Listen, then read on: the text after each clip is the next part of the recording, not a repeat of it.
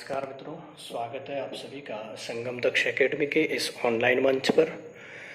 मित्रों, जैसा कि हमने अंतिम कक्षा के अंतर्गत जाना था कि व्याकरण क्या होता है, व्याकरण के कितने भेद हैं और उन सभी भेदों को मैंने यहाँ पर विस्तृत रूप में दिखाया था कि व्याकरण के अंतर्गत हमें पढ़ना क्या क्या है। और उसी के अंतर्गत हमने प्रारंभ किया था सर्वप्रथम वर्ण विचार, और वर्ण विचार के अंतर्गत जाना था कि वर्ण क्या होते हैं और वर्ण विचार किसे कहते हैं। और इसको भी हमने 3 भागों में बांटकर पढ़ा था कि एक इसके अंतर्गत वर्णमाला आती है, दूसरा इसके अंतर्गत संधि आती है और तीसरा जब देखेंगे तो इसी के अंतर्गत वर्तनी आती है। सर्वप्रथम हम वर्णमाला को प्रारंभ कर चुके हैं। वर्णमाला किसे कहते हैं वो हम जान चुके हैं। वर्णमाला को फिर हमने 2 भागों में बांटा था, स्वर और व्यंजन के रूप में। फिर हमने स्वर के संदर्भ में जाना था कि स्वर किसे कहते हैं।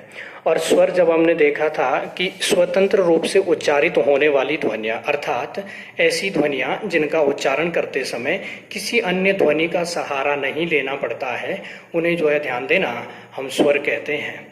यानी कि जब हम अ का उच्चारण करेंगे तो केवल अ की ही ध्वनि आएगी, अ के अलावा कोई दूसरी भी ध्वनि इसमें शामिल नहीं होगी, क्योंकि हम अ को जब उच्चारित करते हैं तो आवश्यकता ही नहीं पड़ती है किसी दूसरी ध्वनि के बोलने के लिए। और जबकि व्यंजनों का जब हम उच्चारण करते हैं, जैसे हमें जो है च का अगर उच्चारण करना है तो बिना अ के इसे नहीं बोल सकते हैं। तो स्वरों के संदर्भ में हमने कल जाना था कि स्वतंत्र रूप से जो ध्वनियाँ उच्चारित होती है या फिर जिन ध्वनियों का उच्चारण करने के लिए किसी दूसरी ध्वनि का सहारा नहीं लेना पड़ता है, उन्हें स्वर कहा जाता है। और इसी के अंतर्गत जब हमने स्वरों का वर्गीकरण किया था तो इसके आधार पर हम वर्गीकरण कर चुके हैं, ध्यान देना।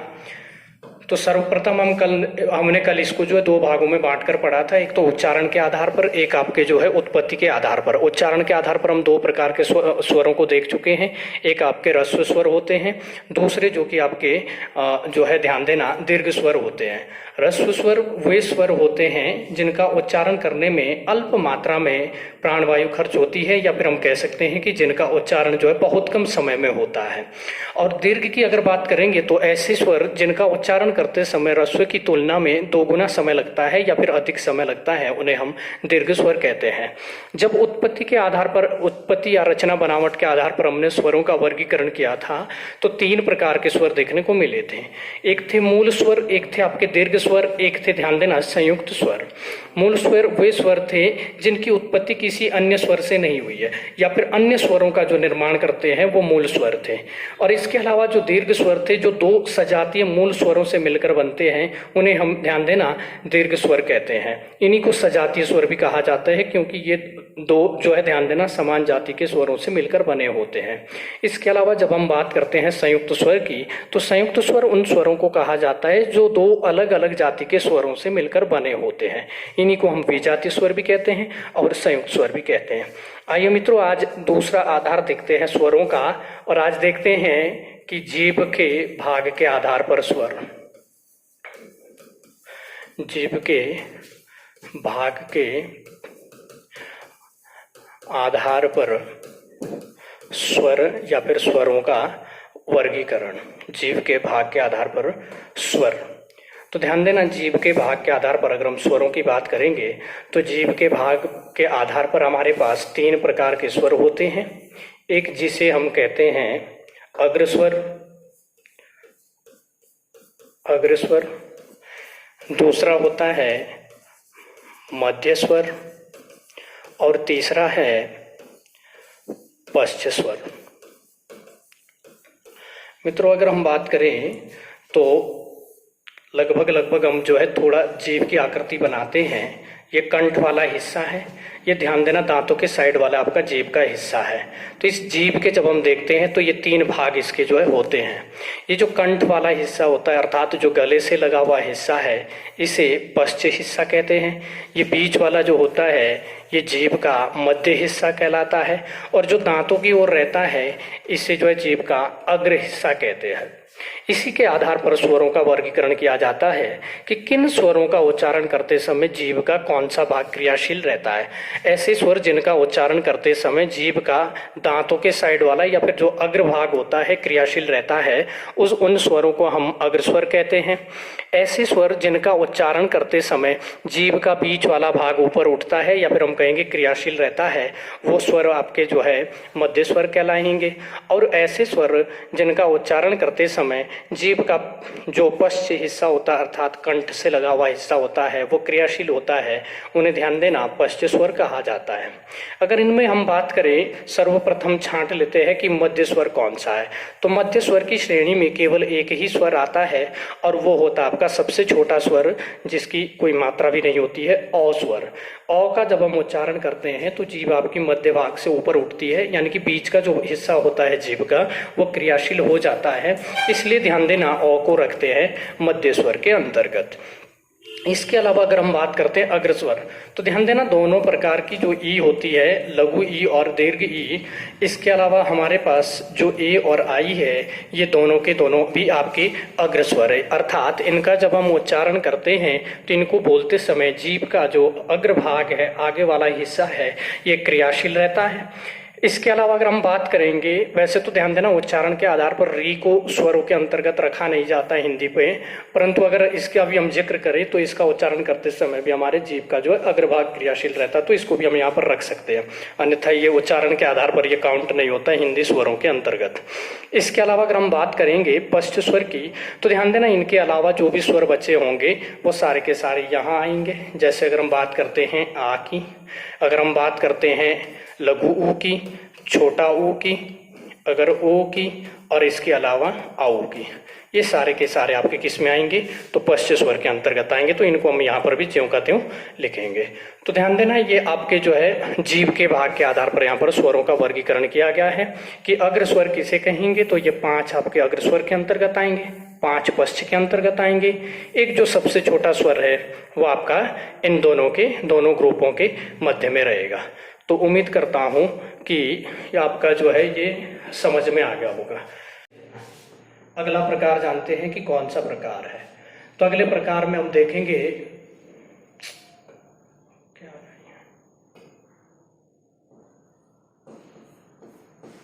ओष्ठाकृति के आधार पर,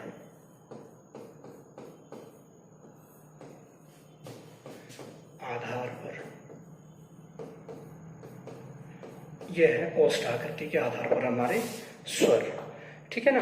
इसके पश्चात देखो ओष्ठाकृति के आधार पर भी हमारे जो स्वर होते हैं वो 2 प्रकार के होते हैं। एक तो है होंगे आपके वृत्तमुखी और एक होंगे अवृत्तमुखी।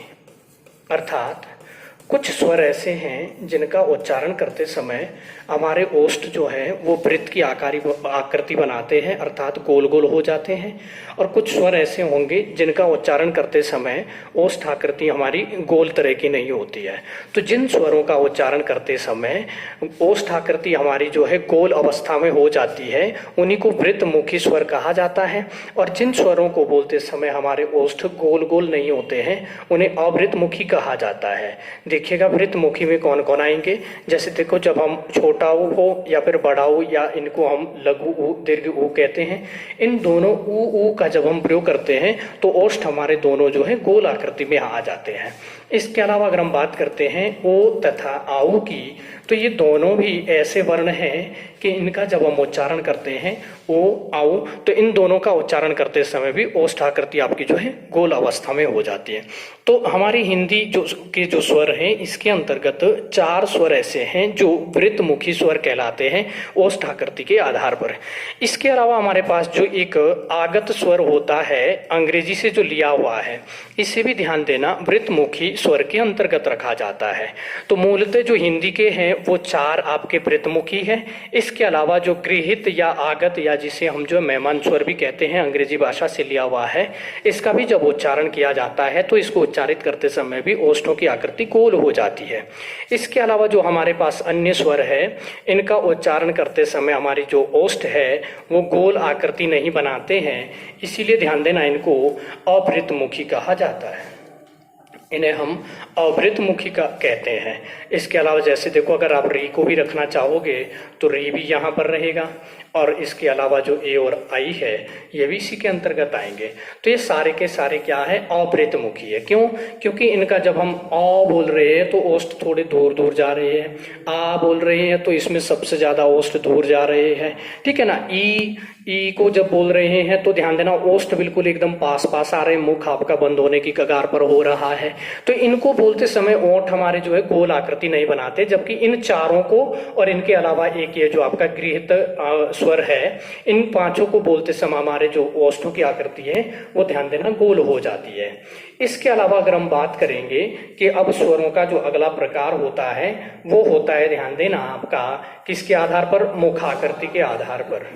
तो देखो अगला प्रकार है मुखाकृति के आधार पर। तो मुखाकृति के आधार पर जब हम स्वरों का वर्गीकरण करेंगे तो ध्यान देंगे कि ये चार प्रकार के होते हैं मुखाकृति के आधार पर। इसके आधार पर जो प्रथम होता है वो होता है संवृत स्वर, संवृत स्वर। दूसरा होता है अर्ध संवृत स्वर। तीसरा होता है विवृत स्वर, और चौथा और अंतिम होता है अर्ध विवृत स्वर। आइए जानते हैं इनके नामों से पहले जानते हैं कि इनके नामों का अर्थ क्या होता है। संवृत का जो अर्थ होता है वो होता है, ध्यान देना, बंद होना। और विवृत का जो अर्थ होता है इसका अर्थ होता है खोलना। अर्थात ऐसे स्वर जिनका उच्चारण करते समय मुख हमारा सबसे ज्यादा बंद होता है। ध्यान देना, बंद एकदम तो मुख बंद नहीं होगा, क्योंकि मुख बंद होगा तो फिर हम कुछ बोल नहीं पाएंगे। लेकिन ऐसे स्वर जिनको बोलते समय मुख लगभग लगभग बंद होने की कगार पर होता है उन्हें संवृत स्वर कहा जाता है। और ऐसे स्वर जिनमें मुख होता तो बंद है, खुलता नहीं है, बंद होता है, परंतु इन संवृत के जितना बंद नहीं होता है उन्हें हम अर्ध संवृत कहते हैं। ऐसे स्वर जिनको बोलते समय मुख सबसे ज्यादा खुलता है उन्हें विवृत स्वर कहा जाता है। और ऐसे स्वर जिनको बोलते समय मुख खुलता तो है परंतु विवृत के जितना नहीं खुलता है उन्हें हम जो है अर्धविवृत कहते हैं। आइए जानते हैं कि कौन कौन से है संवृत और कौन कौन से है विवृत स्वर। तो ध्यान दीजिएगा, सबसे पहले हम संवृत की यदि बात करते हैं तो हमारे पास जो लघु ई है, दीर्घ ई है, ऊ है और आपका दीर्घ ऊ है। इसके अलावा अगर आप चाहो तो संस्कृत वाला जो स्वर है री, इसको भी हम यहाँ रख सकते हैं। ये पांचों के पांचों ऐसे स्वर हैं जिनका जब हम उच्चारण करते हैं तो मुख एकदम हमारा बंद होने की कगार पर आ जाता है। ई ऊ री, बिल्कुल ओष्ठ हमारे एकदम पास पास आ रहे हैं बंद होने की कगार पर। देखो बंद तो नहीं होगा पूरा मुख, क्योंकि मुख बंद होने का मतलब है फिर तो हम कोई ध्वनि निकाल ही नहीं पाएंगे, फिर बोलेंगे कैसे जब मुख बंद करेंगे। परंतु सबसे ज्यादा हमारे ओष्ठ जो पास आते हैं वो इन्हीं का उच्चारण करते समय आते हैं। इसके बाद है अर्ध संवृत, अर्थात संवृत तो है, बंद तो होता है जिनको बोलते समय, परंतु इतना बंद नहीं होगा जितना इनको बोलते समय बंद होता है। ये दो हमारे पास ऐसे स्वर होते हैं ए और ओ, जिन्हें हम गुण स्वर भी कहते हैं, ध्यान देना। तो ये जो दोनों गुण स्वर हैं ये आपके क्या होते हैं, अर्ध संवृत। ए और ओ को बोलते समय मुख हमारा जो है, मतलब हमारे जो ओष्ठ होते हैं वो दूर नहीं जाते हैं, पास की ओर आते हैं, परंतु इतने भी नहीं आते हैं जितने हम इन ऊपर वालों को बोलते समय हमारा मुख पास पास आता है। इनकी तुलना में आधा ही पास आता है ये। अब बात आती है विवृत की। विवृत का मतलब होता है खुलना। तो ध्यान देना, हिंदी का एक ऐसा स्वर है जिसमें सबसे ज्यादा मुख खुलता है और वो होता है आ, ठीक है ना। तो आ को बोलते समय हमारा मुख सबसे ज्यादा खुलता है। इसीलिए आप देखते हैं कि जब चिकित्सक के पास आप जाते हैं और आपने अगर अपने मुख का या फिर गले का इलाज करवाना होता है तो डॉक्टर साहब के द्वारा ये कहा जाता है कि आ बोलो, क्योंकि उन्हें मालूम है कि आ ऐसी ध्वनि है कि जिसे जब आप बोलोगे तो मुख सबसे ज्यादा खुलेगा, ठीक है ना। या फिर छोटा बच्चा जब, ध्यान देना, कोई मिट्टी वगैरह खाता है तो माँ उसको डांटती है तो उसे आ बोलने को कहती है। वो इसलिए आ बोलने के लिए कहती है क्योंकि उसे पता है कि आ वो ध्वनि है जिसको बोलते समय मुख सबसे सबसे ज्यादा खुलेगा। तो आ क्या है, ध्यान देना, एक विवृत स्वर है जिसको बोलते समय हमारा मुख सबसे ज्यादा खुलता है। इसके बाद अर्ध विवृत की बात करें, अर्थात विवृत मतलब खोलना, अर्ध मतलब आधा, ऐसे स्वर जिनको बोलते समय मुख खुलता तो है परंतु इस आ के जितना नहीं खुलता है, इसकी तुलना में आधा खुलता है। तो उनमें हम देखेंगे जैसे अ स्वर है, ठीक है ना। इसके अलावा अगर हम बात करेंगे तो आई स्वर है, आउ स्वर है, और अगर हम बात करेंगे जो अंग्रेजी का हमने लिया हुआ स्वर है अर्धचंद्र वाला, तो ये भी इसी के अंतर्गत आएगा। आई बात समझ है। तो यहाँ पर हमने बात की संवृत अर्थात जिनको बोलते समय मुख सबसे ज्यादा बंद होता है। अर्धसंवृत अर्थात जिनको बोलते समय मुख बंद तो होता है परंतु इतना बंद भी नहीं होता है जितना इन संवृतों को बोलते समय बंद होता है। इसके बाद हमने बात की विवृत की। विवृत का अर्थ होता है खोलना, अर्थात ऐसे स्वर जिनको बोलते समय मुख सबसे ज्यादा खुलता है वो विवृत स्वर कहलाते हैं। अर्धविवृत का मतलब होता है आधा खुलना, अर्थात ऐसे स्वर जिनको बोलते समय मुख खुलता तो है परंतु विवृत के जितना नहीं खुलता है। तो यहाँ से ध्यान देना, प्रश्न पूछे जाते हैं, बहुत अच्छे यहाँ से प्रश्न बनते हैं। तो आपको शब्दों के अर्थ आने चाहिए। संवृत का मतलब है बंद होना, विवृत का मतलब है खोलना, अर्धसंवृत मतलब आधा बंद होना, अर्धविवृत मतलब आधा खुलना, ठीक है ना। इसी के आधार पर यहाँ से प्रश्न बनाए जाते हैं कि निम्न में से कौन सा संवृत है, कौन सा विवृत है, या फिर कौन सा अर्धसंवृत है, कौन सा अर्धविवृत है। तो इस आधार पर आपको देखना, आप शुद्ध रूप से जब इनका उच्चारण करोगे तो बोलते समय पता चल जाता है। ई ऊ री जब बोलते हैं तो बंद होता है। ए और ओ को बोलते समय दूर नहीं जाता। देखो ए को जब हम बोलते हैं ए तो मुख थोड़ा पास में रहता है, और आई को बोलते तो मुख एक बार खुलता है, परंतु आई को बोलते समय इतना नहीं खुलेगा जितना आ को बोलते समय खुलता है, और ए को बोलते समय उतना पास नहीं जाएगा जितना ई या ऊ को बोलते समय जाता है। इसलिए इन दोनों श्रेणियों को हमने अर्ध के रूप में रखा है, इनको अर्धसंवृत और इनको अर्धविवृत। तो उम्मीद करता हूँ ये चीजें आप लोगों को समझ में आ गई होगी। ये आपके जो है औष्ठ आकृति के आधार पर थे, वृत्तमुखी, अवृतमुखी, जहां पर गोल गोल होगा मुख वो वृत्तमुखी है, गोल नहीं होगा तो अब वृत्तमुखी है। ये आपके जो मुख आकृति के आधार पर। इसके बाद यदि बात करूं तो अगला जो प्रकार आता है हमारा वो आता है, ध्यान देना, मात्रा के आधार पर। मात्रा के आधार पर, मात्रा के आधार पर जो है स्वरों का वर्गीकरण। मात्रा के आधार पर जब हम स्वरों का वर्गीकरण करेंगे तो ध्यान देना, सर्वप्रथम आता है एक मात्रिक स्वर, उसके पश्चात आता है द्विमात्रिक स्वर, और उसके पश्चात आता है त्रिमात्रिक स्वर। तो ये मात्रा के आधार पर तीन प्रकार के स्वर होते हैं, एक मात्रिक स्वर, द्विमात्रिक स्वर और त्रिमात्रिक स्वर। सर्वप्रथम हमें ये जानना है कि ये मात्रा होती क्या है। तो ध्यान देना, किसी भी स्वर को बोलने में लगने वाले समय को ही मात्रा कहा जाता है। अर्थात एक ऐसा स्वर है जिसको बोलने में आपको बहुत कम समय लग रहा है तो उसे एक मात्रा कहते हैं। ऐसा स्वर जिसको एक मात्रा की तुलना में 2 गुना ज्यादा समय लग रहा है उसको द्विमात्री कहते हैं, और ऐसा स्वर जिसको एक मात्रा की तुलना में 3 गुना ज्यादा समय लग रहा है उसी को त्रिमात्री कह देते हैं। तो कहने का मतलब स्वरों को बोलने में जो समय की मात्रा लग रही है उसी को जो है स्वरों की मात्रा कही जाती है। मात्रा कोई अलग से चीज नहीं है। यानी कि हम सरल शब्दों में कहेंगे कि स्वरों को बोलने में या उच्चारित करने में लगने वाले समय को ही स्वरों की मात्रा कही जाती है। तो हमारे पास कुछ ऐसे स्वर हैं जो ध्यान दीजिएगा जिनको बोलते समय बहुत कम समय लगता है। जैसे हम बात करेंगे अ, इ, ओ और रे। ये ऐसे स्वर हैं जिनको बोलने में एक समय के बराबर हमें जो है यहाँ पर मतलब एक मात्रा के बराबर समय लगता है, इसीलिए इनको एक मात्रिक स्वर कहा गया है। और इन्हीं को ध्यान दीजिएगा, आप जानते हैं लघु स्वर भी हम इन्हीं को कहते हैं, और इन्हीं को हम देखेंगे तो ह्रस्व स्वर भी इन्हीं को कहते हैं, और साथ ही साथ मूल स्वर भी इन्हीं को कहते हैं। ठीक है ना। तो एक मात्री स्वर इसलिए है क्योंकि इनको बोलते समय एक मात्रा के बराबर समय लग रहा है। लघु इसलिए है क्योंकि ये छोटे हैं। इनका हम दीर्घ रूप देखते हैं, अ का दीर्घ रूप आ होता है, छोटी ई का दीर्घ रूप बड़ी ई होता है, छोटा ऊ का दीर्घ रूप बड़ा ऊ होता है, और री का जो दीर्घ रूप होता है तो वो हम संस्कृत के अंतर्गत देखते हैं कि एक बड़ा री भी होता है। तो ये लघु मतलब छोटे हैं। ह्रस्व का मतलब कम, अल्प, यानी कि जिनको बोलने में बहुत कम समय लगता है। तो ये चारों वही है।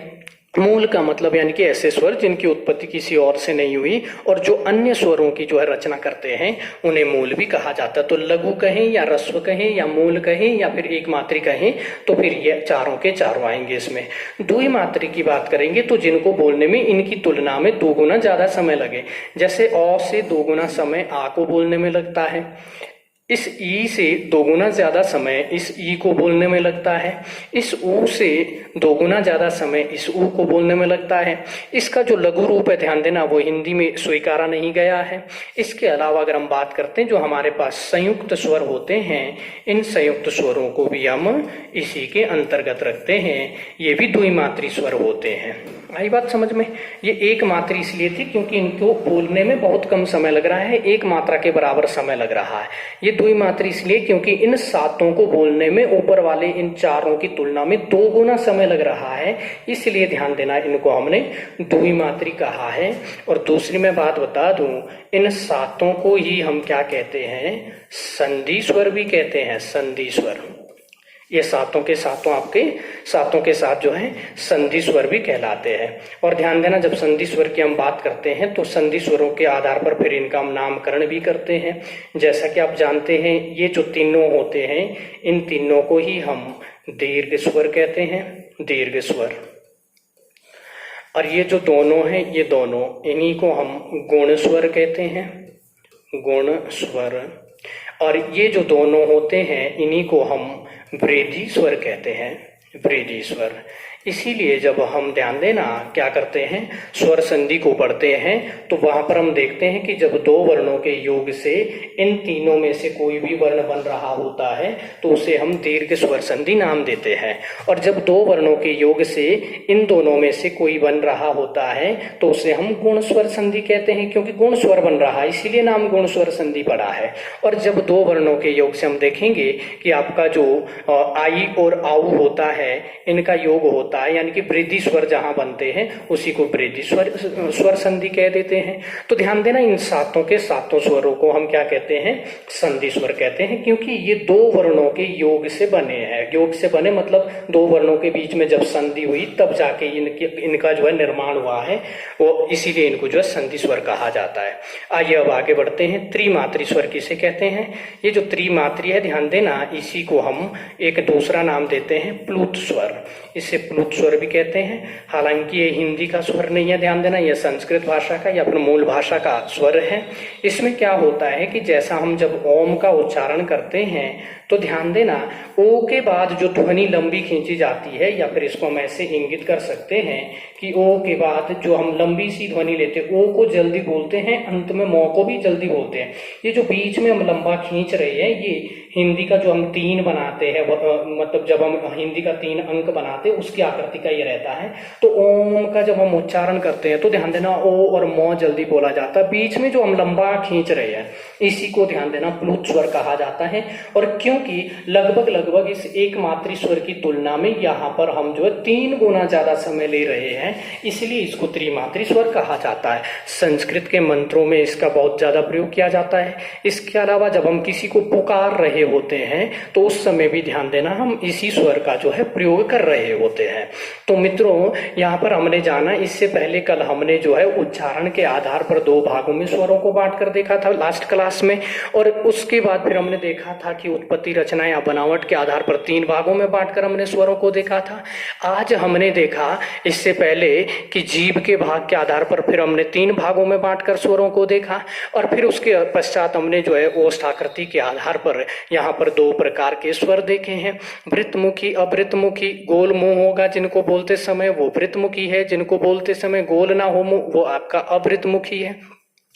इसके पश्चात हमने मुख्य आकृति के आधार पर स्वरों को वर्गीकृत किया है और मुख्य आकृति के आधार पर जब हम देखेंगे तो इधर वाला जो है ये आपका मुख्य आकृति के आधार पर ही बताया गया है कि ये 4 प्रकार के होते हैं, जिसके अंतर्गत आप देखेंगे कि एक तो होता है आपका अवृतमुखी, एक होता है आपका वृतमुखी, एक होता है अर्धवृतमुखी और एक होता है आपका जो है अर्ध समृत। यानी कि समृत का मतलब होता है बंद होना, जिनको बोलते समय मुख लगभग बंद होता है उन्हें समृत कहते हैं, जिनको बोलते समय मुख खुलता है उन्हें विवृत कहते हैं, जिनको बोलते समय आधा खुलेगा वो अर्ध समृत, जिनको बोलते समय आपका जो है आधा बंद मतलब जिनको बोलते समय आधा बंद होगा वो अर्ध समृत है, जिनको बोलते समय आधा खुलेगा वो अर्ध विवृत है। फिर हमने मात्राओं के आधार पर, मात्राओं का तात्पर्य था हमारा कि स्वरों को बोलने में लगने वाला समय, जिस स्वर को बोलने में कम समय लगेगा वो एक मात्री है, जिसको बोलने में एक मात्री की तुलना में 2 गुना समय लगेगा वो द्विमात्री है, और जिसको बोलने में इस एक मात्री की तुलना में लगभग 3 गुना ज्यादा समय लगेगा उसी को हम क्या कहते हैं, त्रिमात्री या फिर उसी को प्लुत स्वर भी कहते हैं। और ये जो द्विमात्री होते हैं ध्यान देना, इन्हीं द्विमात्रियों को हम संधि स्वर भी कहते हैं, इन्हीं को ध्यान देना गुरु स्वर भी कहते हैं, इन्हीं को हम दीर्घ स्वर भी कहते हैं, ठीक है ना। तो ये जैसे कि ये यहाँ पर लघु होते हैं तो ये दीर्घ हो जाते, लघु का मतलब गुरु हो जाते हैं, ये ह्रस्व होते हैं तो ये दीर्घ हो जाते हैं, ठीक है ना। और संधि स्वर भी इन्हीं को कहते हैं। तो इस प्रकार से हमारा जो है स्वरों के ये जो वर्गीकरण है, अब ध्यान देना, हमारे पूरे होते हैं, ठीक है। इसके बाद अब हम आगे बढ़ते हैं। इसके अलावा ध्यान देना थोड़ा सा हमें देखना होगा, 1 मिनट आइए जरा। अब व्यंजनों को प्रारंभ करने से पहले बीच की जो कड़ी है वो होती है अयोगवाह। अयोगवाह स्वरों को हमने देख लिया है। बाकी ध्यान देना यहाँ पर जो विकसित स्वर है, आगत स्वर है या फिर आपका जो गृहीत स्वर है, वो सारी की सारी चीजें जब हम स्वरों को, अयोगवाह को और व्यंजनों को एक बार कंप्लीट पढ़ के करेंगे तो मैं पूरी की पूरी वर्णमाला को एक ही बार यहाँ पर रखूंगा। फिर हम देखेंगे कौन कौन से हिंदी के अंतर्गत आगत है, कौन कौन से विकसित है, कुल स्वर कितने हैं, मूल रूप से स्वर कितने हैं, कुल व्यंजन कितने हैं, मूल रूप से व्यंजन कितने, इसका मैं लास्ट में जो है ध्यान देना एक साथ जिक्र करूंगा, क्योंकि अलग अलग विद्वानों के द्वारा अलग अलग किताबों में इन जो है वर्णों की संख्या अलग अलग बताई गई है। कोई 10 संख्या कह रहा स्वर की, कोई 11 कह रहा है तो कोई 13 कह रहा है, कोई मूल स्वर 33 कहता है तो कोई 35 कहता है, कोई टोटल जो है आपके 49 कहता है तो कोई 52 कहता है, कोई 57 भी कहता है, 56 कहता है। वो सारा का सारा जिक्र जो है हम अंत में करेंगे, जब एक बार हम स्वर, व्यंजन और अयोगवाह को कंप्लीट कर देंगे पढ़ के। उसके पश्चात हम पूरा जो है वर्णमाला के ऊपर चर्चा करेंगे कि किस किस आधार पर क्या क्या नाम दिए गए। ध्यान देना यहाँ पर शब्द आता है अयोगवाह। इसकी अगर हम बात करते हैं तो इसके अंदर से जो हमें मूल शब्द निकल कर आता है वो निकलता है योग। योग के प्रारंभ में जो उपसर्ग लगा है वो है औ, और अंत में है वाह है प्रत्यय, जिसका अर्थ होता है वहन, और वहन का ही तात्पर्य होता है चलन, चलन में रहना। ध्यान देना, अ उपसर्ग का प्रयोग जब भी किसी शब्द के प्रारंभ में किया जाता है तो ये निषेधता का, नकारात्मकता का भाव देता है या फिर नकारात्मकता का अर्थ देता है। जब भी अ का प्रयोग उपसर्ग के रूप में किया जाएगा किसी मूल शब्द के प्रारंभ में तो ये नकारात्मकता का जो है ध्यान देना भाव देता है या फिर अर्थ देता है। योग का अर्थ होता है जोड़, अर्थात ऐसे वर्ण जो योग नहीं करते हैं परंतु फिर भी वहन में या चलन में है। ऐसे वर्ण जो योग नहीं करते हैं, जुड़ते नहीं हैं परंतु चलन में फिर भी है, उन्हीं को हम कहते हैं अयोगवाह। ध्यान देना, योग मूल शब्द है, वाह है यहाँ पर बना है वहन से, वहन का अर्थ होता है चलन में रहना, और उपसर्ग का अर्थ होता है नहीं, इसका मतलब होता है रहित, नहीं, के बिना, इसके लिए इसका प्रयोग किया जाता है।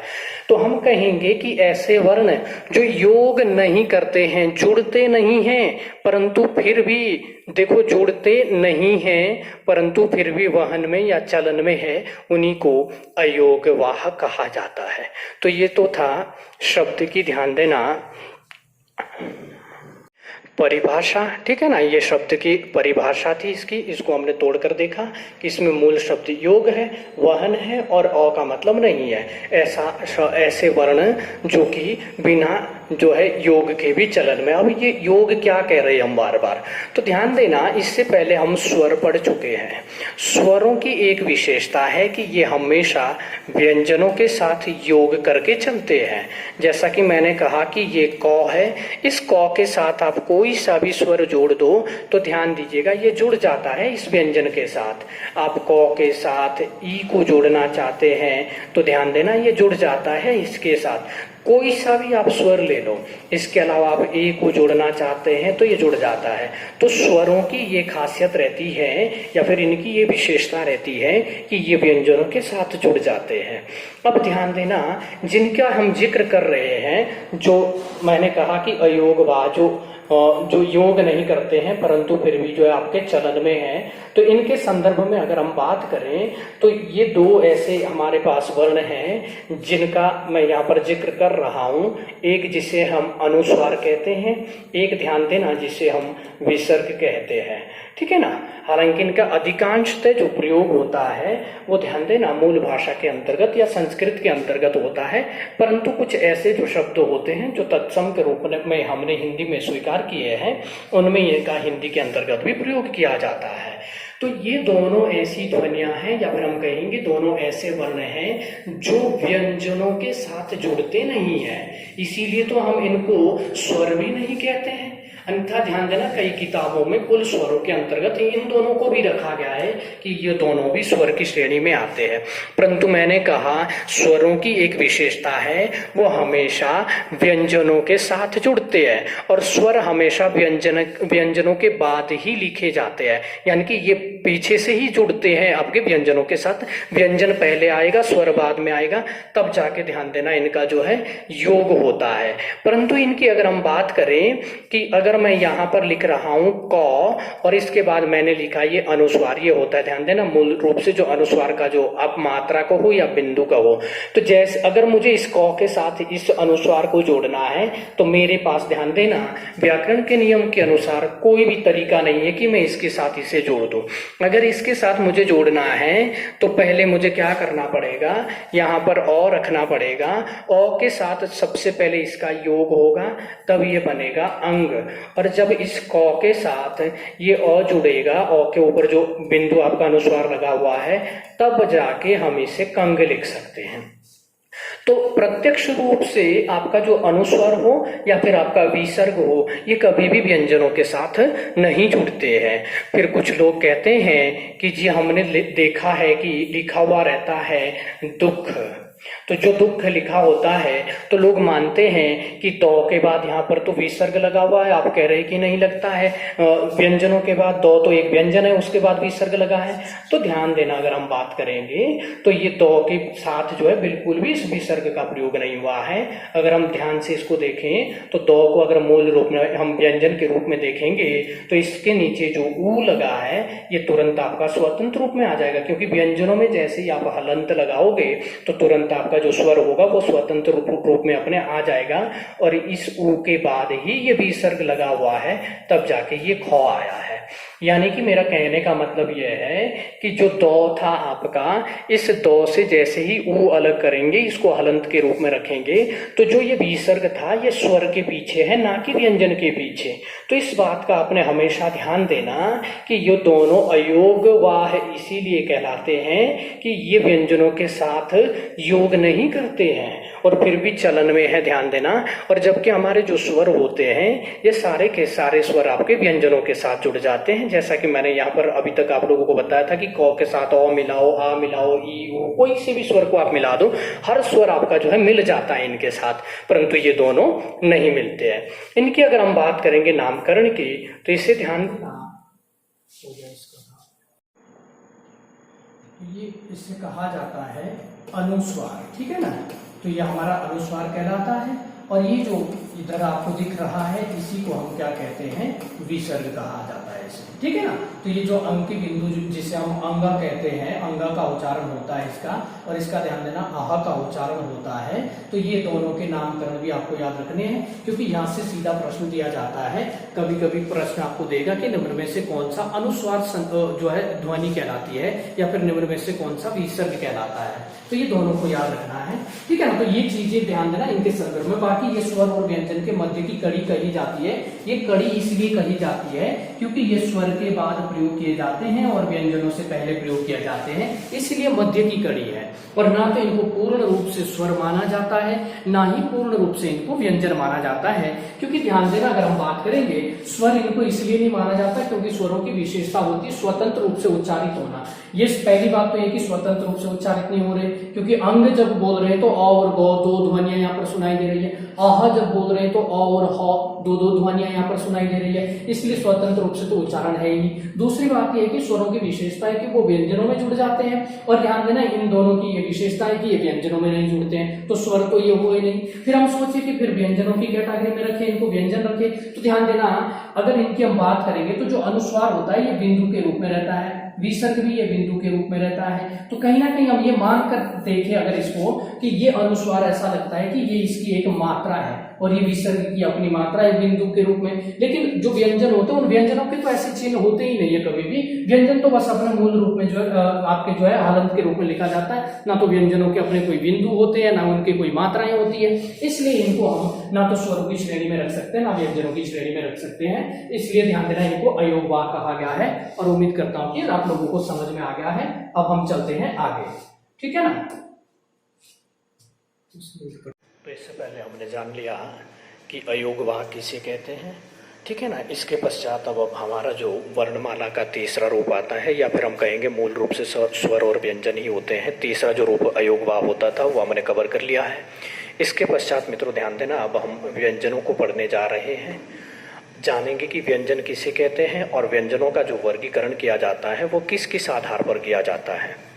तो सर्वप्रथम जानते हैं कि व्यंजन किसे कहा जाता है। तो ऐसी ध्वनियाँ जिनका उच्चारण स्वतंत्र रूप से नहीं किया जा सकता है उन्हें व्यंजन कहा जाता है, अर्थात जिनका उच्चारण करने के लिए किसी अन्य ध्वनि का सहारा लेना पड़ता है वे व्यंजन कहलाते हैं। मित्रों, जैसा कि हम देखते हैं कि हमारे पास ये क व्यंजन है। जब तक ध्यान देना इसको हम मूल रूप में लिखेंगे, मूल रूप का तात्पर्य है कि इसको जब तक हम हलंत के साथ लिखेंगे तब तक इसका उच्चारण करना संभव नहीं है। कोई भी व्यंजन हो, जब तक उसके साथ किसी स्वर का योग नहीं होगा तब तक केवल वो लिखा तो जा सकता है, परंतु उसका उच्चारण करना असंभव है। अगर मैं आपको बताऊं कि आप ये क बोलकर देखो बिना स्वर के, बिना औ के, तो ध्यान देना आप इसको जो है कभी भी उच्चारित नहीं कर सकते हैं। जैसे ही इसके साथ हम स्वर का योग करते हैं तो फिर ये उच्चारण करने के योग्य बन जाता है। कहने का तात्पर्य यह है कि मूल जो व्यंजन होते हैं वो हल चिन्ह के साथ लिखे जाते हैं, ठीक है ना, यानी कि वो हलंत होते हैं, उनके अंत में हल लगा होता है। केवल लिखे जा सकते हैं, व्यंजन बिना स्वरों के बोले कभी नहीं जाते हैं। बोलने के लिए सदैव इनके साथ जो है हमें स्वरों का प्रयोग करना पड़ता है, बिना स्वरों के इनका उच्चारण नहीं होता है। तो व्यंजनों की जब हम परिभाषा की बात करेंगे तो हम कहेंगे कि वे ध्वनियाँ जिनका उच्चारण स्वरों की सहायता से किया जाता है, या फिर हम कहें जिनका उच्चारण स्वतंत्र रूप से नहीं किया जाता है, उन्हें व्यंजन कहते हैं। अब व्यंजनों के अगर हम वर्गीकरण की बात करते हैं तो मूलतः व्यंजनों को ध्यान देना अलग अलग किताबों में अलग अलग विद्वानों के द्वारा अब अपने प्रकार से बांटे गए हैं। परंतु आपसे जब भी पूछा जाए कि व्यंजन कितने प्रकार के होते हैं तो आपके जो व्यंजन होते हैं वो 3 प्रकार के होते हैं। कौन कौन से होते हैं तो यहाँ पर मैं आप लोगों को दर्शाने का प्रयास करता हूँ। ये यहाँ से यहाँ तक हमने देखा है कि ये हमारे पास व्यंजन है, ध्यान देना 25 व्यंजन, जिन्हें वर्गीय व्यंजन के नाम से जाना जाता है। यहाँ पर जब देखेंगे तो ये चार जो है हमारे पास, इन्हें अंतःस्थ व्यंजन कहा जाता है। इसके अलावा चार हमारे पास ये होते हैं जिनको ऊष्मीय व्यंजन कहा जाता है। तो इस आधार पर हम कह सकते हैं कि अध्ययन की सुविधा हेतु जो आपके व्यंजन है वो मूलतः तीन भागों में बांटे जाते हैं। 25 आपके वर्गीय व्यंजन हैं, 4 आपके अंतःस्थ हैं और 4 आपके ऊष्मीय व्यंजन है। इसके अलावा जो हमें नीचे दिख रहे हैं वो ध्यान देना व्यंजनों की श्रेणी में नहीं आते हैं, क्योंकि ये दो अलग अलग व्यंजनों के योग से बने हुए हैं। इनको हम संयुक्ताक्षर कहते हैं। बाकी चर्चा हम अभी थोड़ी देर में करने वाले हैं कि क्यों ये अंतस्थ कहलाते हैं, क्यों ऊष्मीय कहलाते हैं, क्यों इधर वाले वर्गीय कहलाते हैं। परंतु मूलतः जब भी पूछा जाए कि आपके जो व्यंजन होते हैं वो कितने, मतलब आपके जो व्यंजन है वो कितने भागों में बांटे जाते हैं, तो व्यंजन जो है 3 प्रकार के होते हैं। एक आपके जो है वर्गीय व्यंजन होते हैं, एक ऊष्मीय व्यंजन होते हैं, एक अंतःस्थ व्यंजन होते हैं। परंतु जब हम बात करते हैं व्यंजनों के वर्गीकरण की, तो जिस तरह से हमने कई प्रकार से जो है आपके स्वरों का वर्गीकरण किया था, ठीक उसी प्रकार से अलग अलग आधारों पर व्यंजनों का भी यहाँ पर जो है विभाजन होता है। तो मोटे मोटे तौर पर अगर हम बात करेंगे तो व्यंजन आपका मूलतः ध्यान देना, एक तो बटेगा उच्चारण के आधार पर, दूसरा जो बटेगा वो प्रयत्न या प्रयोग के आधार पर। उच्चारण के आधार पर का मतलब होगा यानी कि आपका जो है बोलने के आधार पर। कहने का तात्पर्य यह है कि जब हम बोल रहे होंगे तो किन व्यंजनों को बोलते समय कम वायु खर्च होती है या फिर कम समय लगता है, किन व्यंजनों को बोलते समय ज्यादा समय लगेगा बोलने में, या फिर कुछ ऐसे व्यंजन होंगे जिनका उच्चारण करते समय हमारे कंठ में यहाँ पर जो है स्वर तंत्री में कंपन पैदा होता है, कुछ ऐसे होंगे जिनको बोलते समय किसी भी प्रकार का कंपन पैदा नहीं होता है। तो इस आधार पर हम उच्चारण के आधार पर देखेंगे। तो उच्चारण मतलब बोलने के आधार पर, और इसके आधार पर भी हमारे जो व्यंजन होते हैं वो ध्यान देना 2 आधारों पर बंटते हैं। एक हम कहते हैं श्वास वायु या फिर इसी को हम कहते हैं प्राण वायु, श्वास वायु या फिर प्राण वायु के आधार पर। दूसरा हम जो विभाजन करेंगे व्यंजनों का वो करेंगे घोष, या इसी को हम कहते हैं कंपन, या इसी को कहते हैं नाद। तो ध्यान देना, कंपन हो या घोष हो या फिर नाद हो, इस आधार पर इन सब का एक ही अर्थ है। घोष का अर्थ भी कंपन है, नाद का अर्थ भी कंपन है। तो उच्चारण के आधार पर मूलतः 2 भागों में आपके व्यंजन बटेंगे। एक तो है श्वास वायु के आधार पर, एक है घोष के आधार पर। तो श्वास वायु के आधार पर जब व्यंजनों का वर्गीकरण करेंगे तो इसके आधार पर व्यंजन 2 प्रकार के होते हैं। एक होते हैं जिन्हें नाम दिया जाता है, ध्यान देना, अल्प प्राण, और दूसरा जिसे नाम दिया जाता है महाप्राण। जैसा कि नाम से ही यहाँ पर सिद्ध हो रहा है, अल्प का अर्थ कम हो गया, महा का अर्थ अधिक हो गया। अर्थात ऐसे व्यंजन जिनका उच्चारण करते समय श्वास वायु या प्राण वायु कम मात्रा में खर्च होती है उन्हें अल्प प्राण कहा जाता है। वैसे व्यंजन जिनका उच्चारण करते समय प्राण वायु या श्वास वायु अधिक मात्रा में खर्च होती है उन्हें महाप्राण कहा जाता है। जब भी हम कोई वर्ण बोल रहे होते हैं या फिर किसी भी ध्वनि का हम उच्चारण करते हैं तो हमारे फेफड़ों से ध्यान देना प्राण वायु या फिर श्वास वायु निकलती है, जो कि मुख्य रास्ते से जो बाहर निकलती है। फिर उसी में जब हम जीभ का अलग अलग तरीके से प्रयोग करते हैं तो वो जो वायु निकल रही होती है वो ध्यान देना ठीक उसी प्रकार से एक ध्वनि के रूप में बाहर निकलती है। जिस प्रकार से जब बांसुरी वादक होता है वो बांसुरी में केवल फूंक ही भरता है, वो केवल आपका जो है ध्वनि भरता है, परंतु उसकी उंगलियों के चलाने से ध्यान देना वो जो आपकी एक सिंपल सी जो फूंक होती है वो ध्यान देना आपके जो है सुरों में बदल जाती है या फिर आपकी ध्वनि के रूप में बदल जाती है। ठीक वही है, साधारणतः हमारे प्राण वायु से एक वायु निकली थी मुख से बाहर निकलने को, पर हमारे मुख के अंदर जो स्वर तंत्रियों के द्वारा जो प्रयोग किया जाता है, कभी जीभ ऊपर जा रही, कभी नीचे जा रही है, तो कभी कंठ के निचले हिस्से का प्रयोग हो रहा है, कभी तालु का प्रयोग हो रहा है। तो ये मुख के अंदर जो स्वर तंत्रियों की गतिविधियां होती है, इन्हीं के माध्यम से क्या होता है कि जो साधारण वायु थी वो आपकी जो है ध्वनि में बदल जाती है। तो ये ध्वनि जब हम देखेंगे तो कुछ वर्ण ऐसे होते हैं जिनका उच्चारण करते समय बहुत कम समय लगता है, या फिर हमारी प्राणवायु या श्वास वायु बहुत कम खर्च होती है, उन्हें अल्प प्राण कहा जाता है। और ऐसे जिनको उच्चारित करते समय क्या होगा, आपकी जो प्राणवायु या श्वास वायु है वो बहुत ज़्यादा खर्च होती है, उन्हीं को महाप्राण कहा जाता है। जानते हैं कौन कौन से हैं महाप्राण और कौन कौन से आपके अल्प प्राण है। उसके लिए आप जो है थोड़ा सा यहाँ पर आइएगा, आप वर्णमाला देखें जरा। वर्णमाला की जब हम बात करेंगे तो ध्यान देना, यहाँ पर प्रत्येक वर्ग का ये प्रथम वर्ण कहलाता है, ये दूसरा वर्ण कहलाता है, तीसरा वर्ण है, चौथा वर्ण है, पांचवा वर्ण है। ये 5 जो लाइनें आपको दिखाई दे रही है, इन्हीं को हम वर्गीय व्यंजन कहते हैं।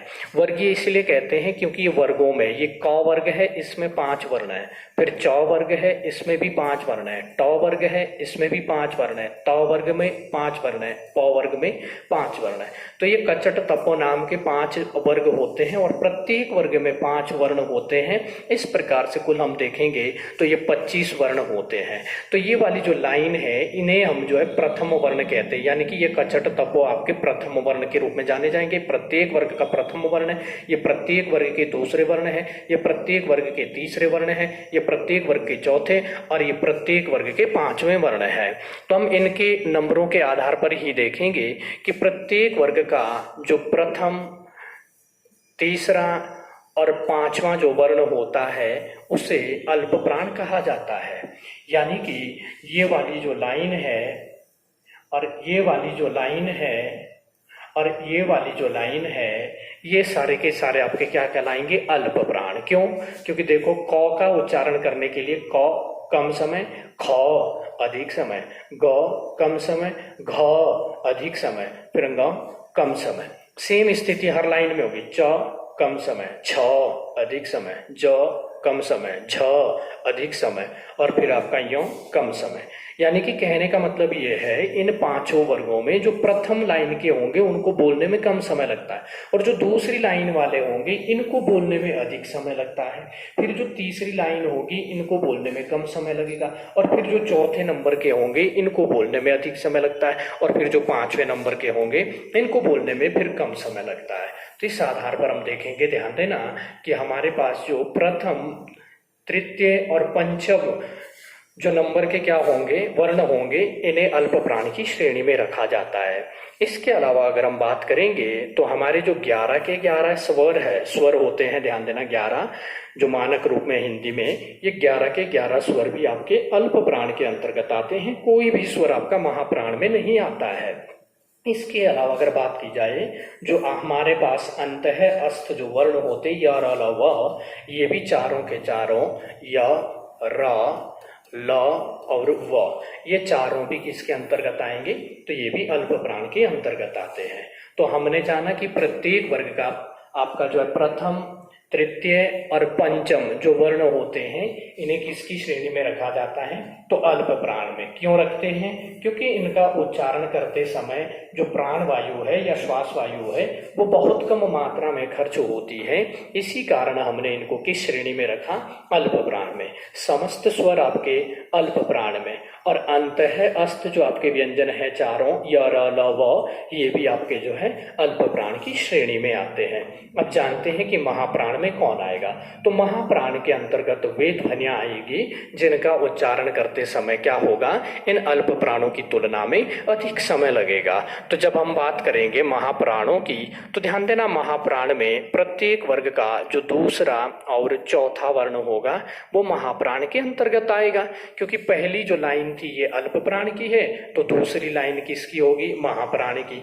तीसरी लाइन जो है ये आपकी अल्प प्राण की है और चौथे नंबर की होगी महाप्राण की, और अंतिम फिर वापस 5वीं जो होगी वो किसकी होगी, वो अल्प प्राण की होगी।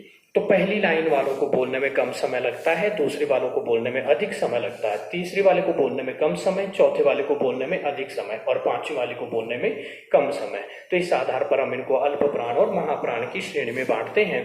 और इसके अलावा हमारे पास जो ये ऊष्मीय व्यंजन होते हैं 4, ये ऊष्मीय व्यंजन भी ध्यान देना किसके अंतर्गत आएंगी, तो ये श आपका तालव्य श, मूर्धन्य श, दंतय स और यह ह, ये चारों के चारों भी किसके अंतर्गत आएंगे, तो इनका भी हम ध्यान देंगे तो ये आपके महाप्राण के अंतर्गत आएंगे। इसके अलावा अगर हम बात करते हैं कि हमारे पास दो ये जो विकसित व्यंजन होते हैं या फिर जिन्हें हम द्विगुणीय या ताड़न जात या उत्क्षिप्त कहते हैं, इनमें भी ये जो ड है, प्रथम वाला जो ड है, ध्यान देना, ये आएगा आपका अल्प प्राण की श्रेणी में, इसको हम अल्प प्राण की श्रेणी में रखेंगे। और जो ड होता है बड़े वाला, ध्यान देना, ये आपका जो है महाप्राण की श्रेणी के अंतर्गत आएगा। तो इस प्रकार से हमने देखा न केवल व्यंजनों को बल्कि हमने पूरी वर्णमाला को देखा है कि वर्णमाला आपकी जो है, जो आपके सारे जो स्वर है और ये प्रथम नंबर के, तीसरे नंबर के और पांचवें नंबर के और अंतस्थ और ये ड, ये सारे के सारे कहाँ आएंगे, तो ये आएंगे, ध्यान देना, अल्प प्राण के अंतर्गत। इसके अलावा हमारे पास जो दूसरे नंबर के और चौथे नंबर के और जो ऊष्मीय हैं, ये ध्यान देना किसके अंतर्गत आएंगे, तो इन सबको हम रखते हैं आपके महाप्राण के अंतर्गत, ठीक है ना। और ये वाले तो ध्यान देना, ये तो आपके जो है वर्ण है ही नहीं, ये तो संयुक्त व्यंजन होते हैं, ये तो इसमें तो दो वर्ण और एक स्वर मिले हुए हैं तब जाके इनका ये रूप अस्तित्व में आया है, इसलिए ध्यान देना इनका हम यहाँ पर कोई वर्गीकरण नहीं करते हैं। तो ये था हमारा श्वास वायु के आधार पर या प्राण वायु के आधार पर अल्प प्राण कौन है, महाप्राण कौन है। इसके पश्चात जब हम बात करेंगे घोष या कंपन या गूंज या फिर नाद के आधार पर, इन सभी का एक ही अर्थ है। घोष का अर्थ भी कंपन है, नाद का अर्थ भी कंपन है, गूंज का अर्थ भी कंपन है। तो इसके आधार पर हमारे जो व्यंजन या फिर हम कहेंगे पूरी जो वर्णमाला होती है वो दो प्रकार की होती हैं। एक होते हैं सघोष, सघोष या इन्हीं को हम कहते हैं घोष, सघोष या घोष, और दूसरे जो होते हैं वो कहलाते हैं अघोष, अघोष। तो ध्यान देंगे यहाँ पर सघोष और अघोष के अंतर्गत कि किसे क्या होते हैं सघोष और क्या होते हैं अघोष। हमारे कंठ में यहाँ पर ध्यान देना स्वर तंत्री होती हैं, तो कुछ वर्ण ऐसे होते हैं जिनका जब हम उच्चारण करते हैं तो यहाँ पर गूंज पैदा होती है, कंपन पैदा होता है। जैसे हम ओ आ ई जब इनको बोल रहे होते हैं और यहाँ पर अगर उंगली लगाएंगे तो ध्यान देना स्वतः ही पता चल जाता है कि यहाँ गूंज पैदा हो रही है। और जैसे हम बोलते हैं ग घ ग, क ख बोलेंगे तो क ख को बोलते समय यहाँ पर गूंज नहीं होती, लेकिन जैसे ही ग घ ग बोलेंगे तो यहाँ पर गूंज पैदा होती है। च छ को बोलेंगे तो गूंज पैदा नहीं होती, लेकिन जैसे ही ज झ य इन वर्णों का उच्चारण करेंगे तो यहाँ पर गूंज पैदा होती है। तो इसके आधार पर जो है विद्वानों के द्वारा इन्हें वर्गीकृत किया गया है कि सघोष वो वर्ण हैं जिनका उच्चारण करते समय हमारे कंठ में या गले में गूंज पैदा होती है, उन्हें सघोष या घोष कहा जाएगा। घोष का मतलब होता है कंपन, सघोष स उपसर्ग का मतलब होता है सहित, यानी कि ऐसे वर्ण जो गूंज के सहित या कंपन के सहित बोले जाते हैं वो सघोष है। अघोष, अ उपसर्ग का अर्थ होता है नहीं या फिर रहित, ऐसे वर्ण जो बिना घोष के या बिना कंपन के बोले जाते हैं वो अघोष है।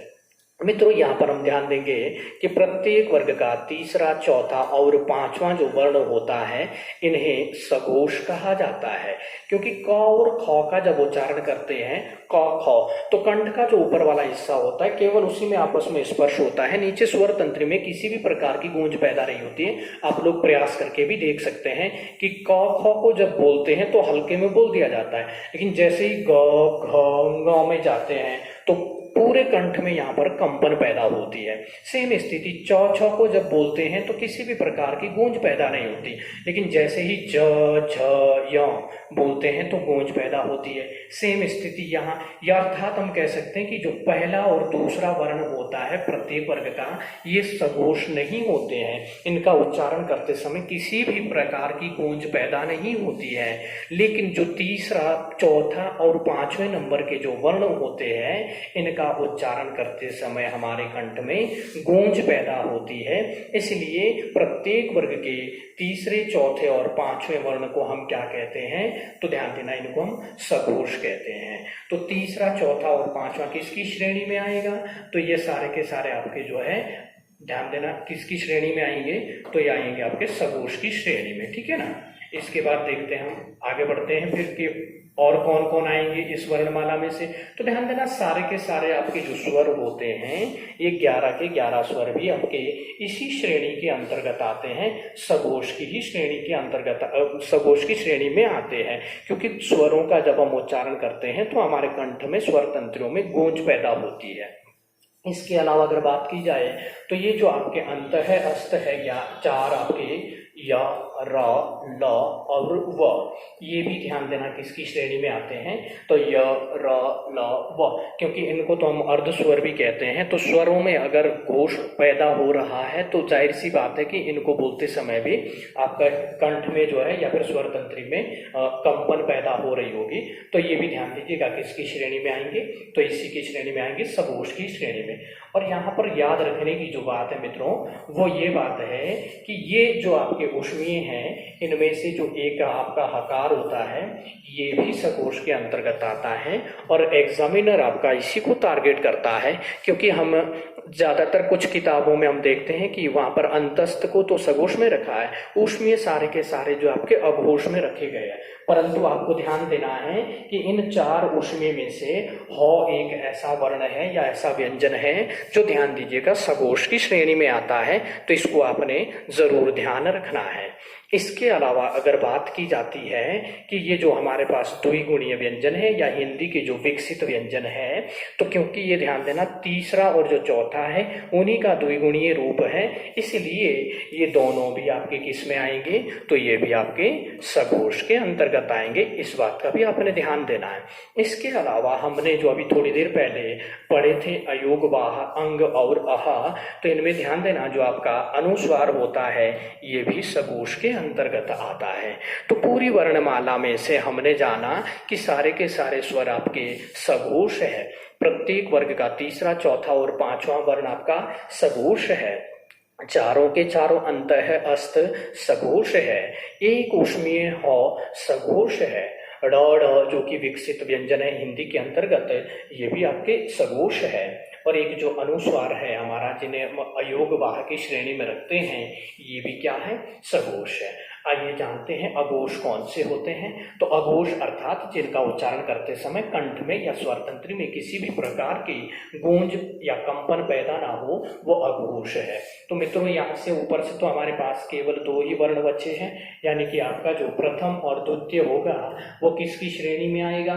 तो प्रथम और द्वितीय जो होगा वही आपका अघोष की श्रेणी में आएगा। यानी कि प्रथम प्रत्येक वर्ग का पहला और दूसरा वर्ण क, ख, च, छ, ट, ठ, त, थ, प, फ, ये 10 आपके यहाँ से क्या होंगे?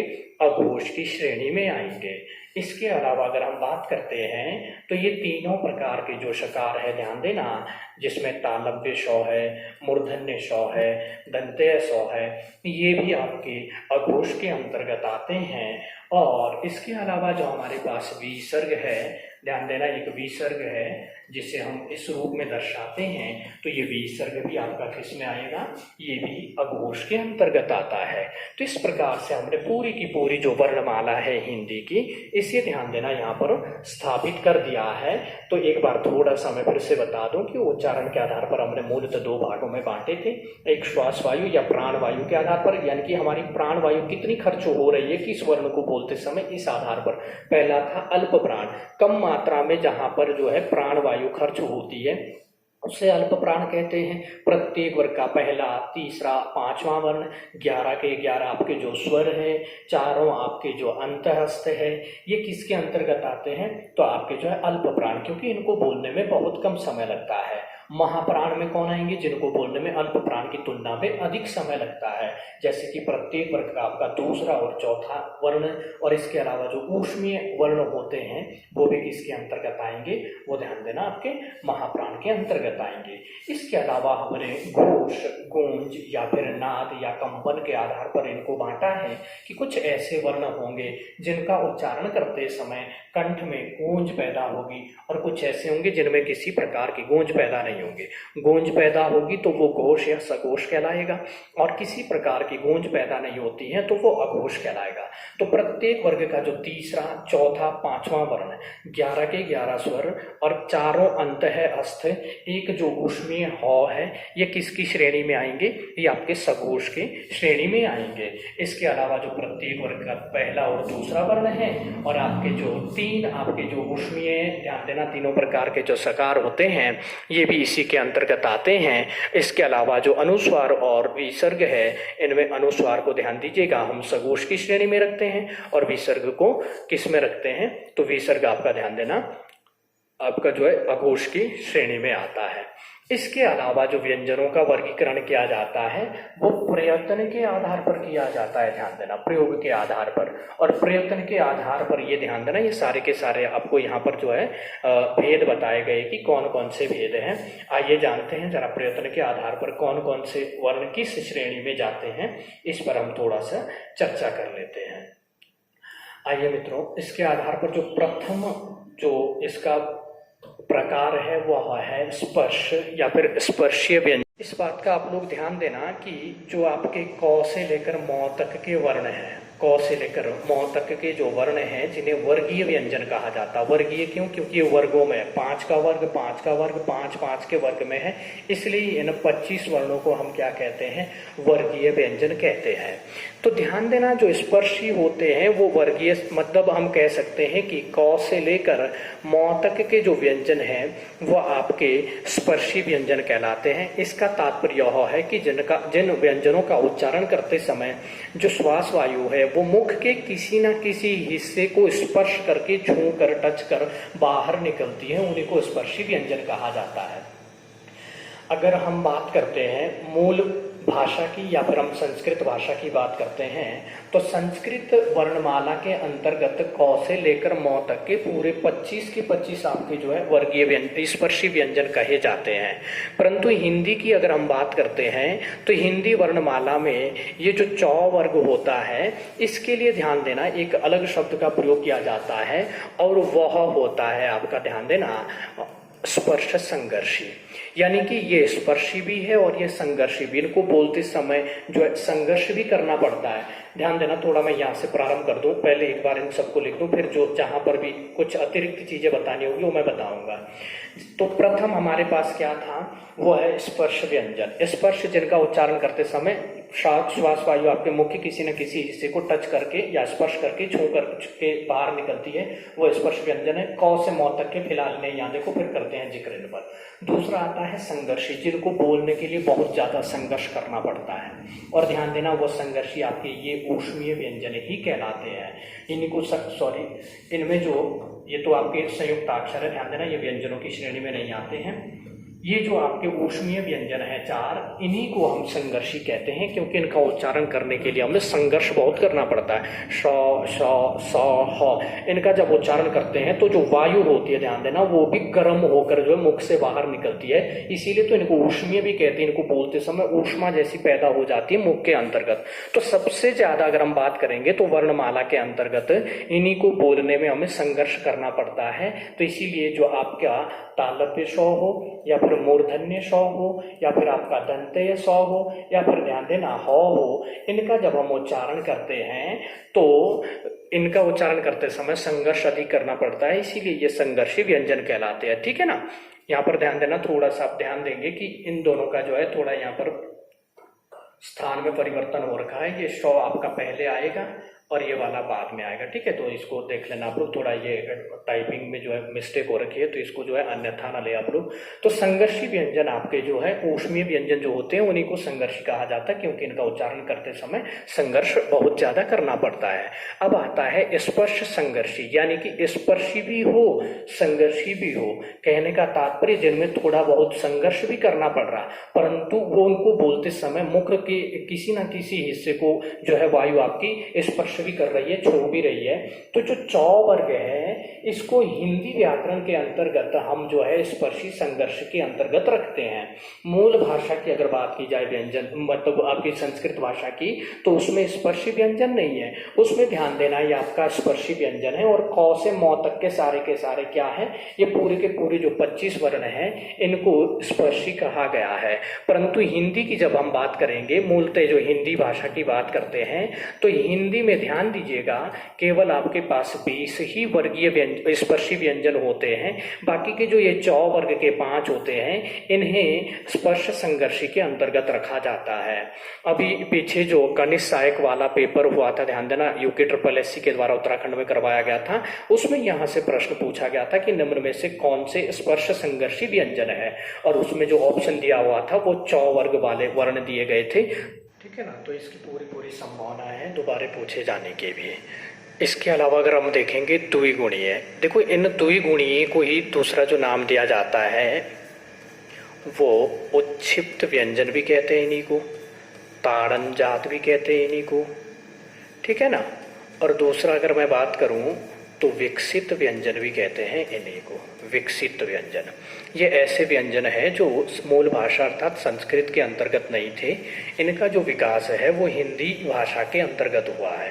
मूल भाषा की बात करेंगे तो केवल ड और ढ का ही प्रयोग किया जाता था, और जब इनके नीचे ये बिंदु लग जाता है, ताड़न जात बिंदु जिसे हम कहते हैं, तो ध्यान देना इनका जो उच्चारण है वो ड और ढ हो जाता है, यानी कि जीभ जो होती है वो थोड़ा झटका सा मारती है जब इनका उच्चारण करते हैं। उच्छिप्त का मतलब होता है फेंकना, तो इनका उच्चारण करते समय ऐसा लगता है जैसे जीभ जो है मतलब झटका मार के जो है कुछ फेंक रही है। ठीक है ना, और ये जो नीचे इनके नीचे बिंदु लगा है ये ताड़न जात बिंदु कहलाता है, इसीलिए ताड़न जात भी कहते हैं। विकसित इसलिए कहते हैं क्योंकि ये जो संस्कृत के 2 मूल वर्ण थे, इनसे ये हिंदी में विकसित हुए, इनका विकास हुआ है, ये संस्कृत के नहीं है, हिंदी भाषा ने खुद इनको विकसित किया है, इसलिए इनको विकसित भी कहते हैं। द्विगुणीय इसलिए कहते हैं क्योंकि इनके 2-2 गुण हमें देखने को मिलते हैं, एक तो इनका ये रूप है और एक इनका दूसरा ये रूप रहता है। तो ये सारे नाम है, ध्यान देना, वो द्विगुणीय बोले, विकसित बोले, या फिर ताड़न जात बोले, या फिर उच्छिप्त बोले, ये सारे के सारे आपके किसके अंतर्गत आएंगे, ये आएंगे, ध्यान देना किसमें, तो इसके अंतर्गत हम देखेंगे तो 2 वर्ण हैं आपके जो कि अढ़ और अढ़। उच्चारण में ध्यान देना है, ये ड ढ बोले जाएंगे, अढ़ ड बोले जाएंगे।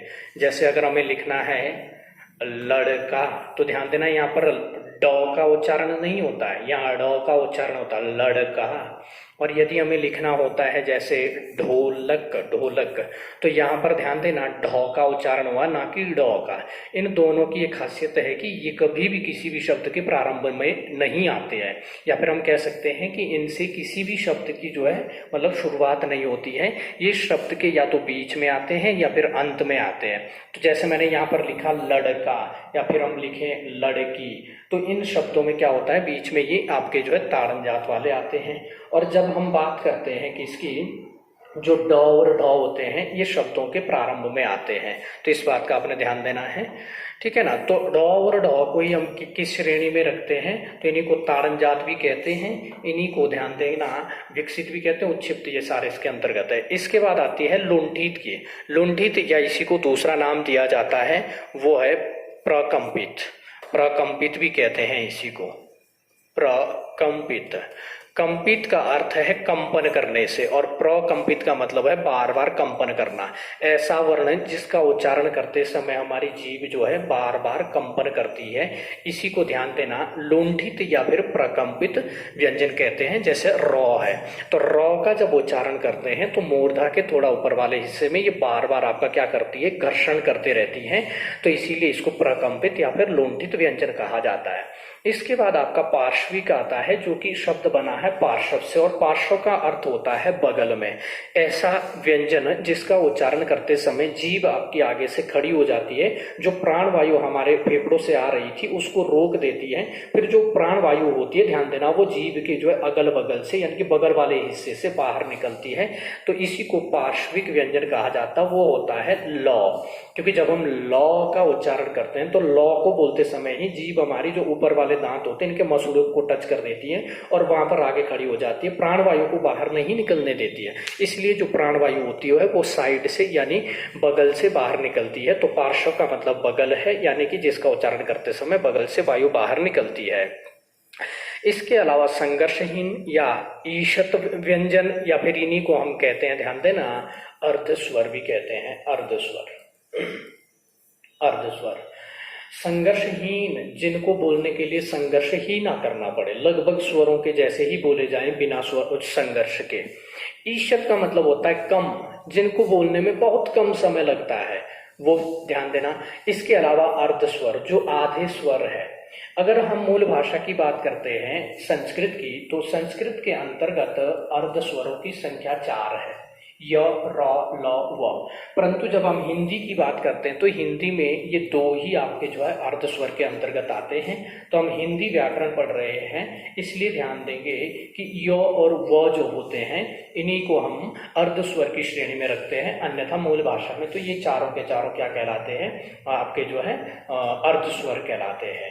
क्योंकि इनका उच्चारण करने में आप समय देखोगे तो स्वर लगभग स्वरों के जैसा ही इनको बोलने में जो है उच्चारण होता है, इनको बोलने में जो है समय लगता है। तो इसलिए अर्ध स्वर है, यानी कि आधे स्वर के जैसा जो है ध्यान देना इनके अंदर गुण है। और जब आप संधि वगैरह पढ़ते हैं तो आप देखते हैं कि स्वरों से ही इसका निर्माण होता है, स्वर से ही इसका निर्माण होता है, स्वर से ही इसका निर्माण होता है। ई का यो बनता है, री का रौ बनता है, व ऊ का व बनता है। और ये री जब हम देखते हैं संस्कृत या मूल भाषा का जब व्याकरण देखते हम जो है वर्णमाला देखते हैं तो उसके अंतर्गत री खुद एक स्वर है वहां पर। तो क्योंकि ये कहीं ना कहीं इनका जो संबंध है वो स्वरों से है, इसीलिए इनको अर्ध स्वर कहा जाता है।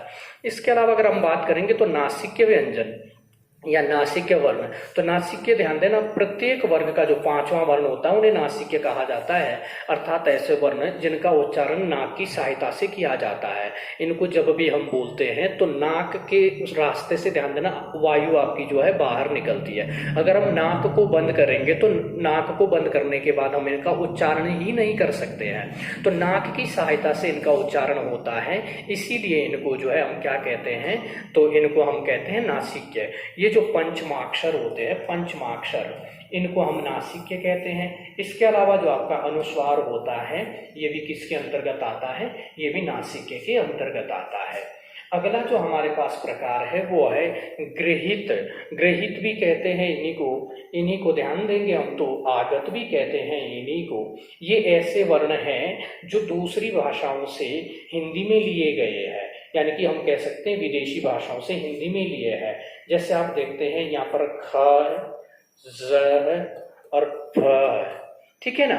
तो ये ऐसी ध्वनियां हैं जो अरबी फारसी से ली गई है, ठीक है ना। और इनका जब उच्चारण करते हैं तो थोड़ा सा घर्षण यहाँ पर ज्यादा होता है। जैसे नॉर्मली अगर हम ज लिखते हैं, जल बोला आपने तो जल उच्चारण होगा, लेकिन जैसे ही हम ये लिखते हैं ध्यान देना तो यहाँ पर जो जौ को बोलते समय वो घर्षण आएगा, गजल बोला जाएगा, फिर गजल नहीं बोला जाएगा, जौ नहीं बोला जाएगा, ज बोला जाएगा, गजल। तो इस नुक्ता के लगते ही इनमें जो है घर्षण होता है। और गृहीत में हम एक और देखते हैं, वो होता है अर्धचंद्र स्वर। ये ध्यान देंगे हम अंग्रेजी की जो है अंग्रेजी जो भाषा है उससे इसको लिया गया है, इसलिए आप अंग्रेजी के ही शब्दों में इसका प्रयोग भी देखोगे। डॉक्टर है, कॉलेज है, इस तरह के जो शब्द होते हैं अंग्रेजी वाले उनमें इनका प्रयोग किया जाता है। तो ये ध्यान देना अपने प्रयत्न के आधार पर जो है इनका वर्गीकरण किया है कि स्पर्शी व्यंजन वो है जो वर्गीय होते हैं क से म तक के संस्कृत व्याकरण के अनुसार, लेकिन हिंदी व्याकरण के अनुसार केवल ये 20 ही होते हैं। परंतु मैंने अभी तक जो देखा है उत्तराखंड में जो पेपर बनाया जा रहा है वो मुख्यतः जो है आपका संस्कृत व्याकरण को ही आधार बनाकर बनाता है। परंतु यहाँ से प्रश्न पूछा जा चुका है कि स्पर्श संघर्षी किसे कहते हैं, तो जो चौ वर्ग है वो आपका स्पर्श संघर्षी होता है। इस पर जरूर ध्यान रखेंगे आप लोग। बाकी तो ये सारी चीजें आप लोगों को बता दी गई है, ठीक है ना। तो फिलहाल आज की क्लास हम यहीं पर जो है आज की क्लास को विराम देते हैं। बाकी इस वर्णमाला से संबंधित एक अंतिम जो क्लास है वो एक और आने वाली है, जिसके अंतर्गत हम उच्चारण स्थान के आधार पर भी वर्गीकरण करेंगे। फिर हम शब्दकोश के अनुसार वर्णमाला दोबारा पढ़ेंगे, क्योंकि शब्द दिए जाते हैं, आपको 4 शब्द दिए जाएंगे और उसमें पूछा जाएगा कि शब्दकोश के अनुसार कौन सा शब्द पहले आएगा, कौन सा उसके बाद आएगा। तो वह सारी चीजें भी हम उसके अंतर्गत जानेंगे। व्यंजनों को कैसे आधा लिखा जाता है, क्या क्या अलग अलग प्रकार है, जैसे हम देखते हैं कुछ हमारे रेप वर्ण कहलाते हैं, कुछ गोल वर्ण कहलाते हैं, कुछ खड़ी पाई के वर्ण कहलाते हैं। उन सभी को हम जानेंगे और कैसे इन व्यंजनों को स्वर रहित लिखा जाता है, क्या इनके नियम है, वो सारी की सारी चीजें हम अगली जो क्लास होगी हमारी उसके अंतर्गत जानेंगे। तब तक के लिए आप लोग जो है बने रहिए संगम दक्ष एकेडमी के साथ, और वीडियोस और चैनल को ध्यान देना सब्सक्राइब करें, और वीडियो को जो है आप लाइक करते रहें, इसको शेयर भी करते रहें और चैनल को सब्सक्राइब करते रहो, ठीक है ना, ताकि ज़्यादा से ज़्यादा लोग इन चीज़ों का फायदा उठा सके। धन्यवाद।